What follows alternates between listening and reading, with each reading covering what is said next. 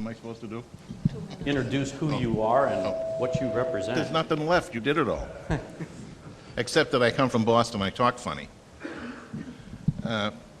This issue is really one near and dear to my heart over the years, and not for the obvious reasons, for the safety reasons, for the concerns. In my role at the NTSB, I've got to look at many of the maintenance people that were involved in these. And regardless of where you work, involved with the accidents, regardless of where you work, they're painful. And I talk sometimes about the accident in Charlotte. And when I talk to the mechanics and the inspector, particularly the inspector who made a mistake on that task.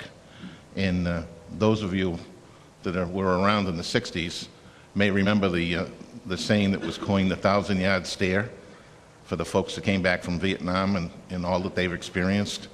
And this inspector had that 1,000-yard stare.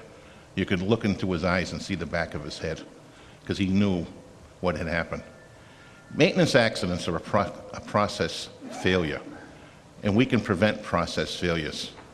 And we're going to talk about some of that today. It's training, it's the education of the individual, it is the process itself.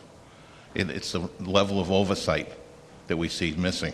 You know, in repair stations, it is the air carrier that has the ultimate responsibility for the oversight. And the FAA checks the air carrier to see that they're doing their job. And we know that fails us often. And it fails us often, more often than foreign repair stations than it does in domestic repair stations.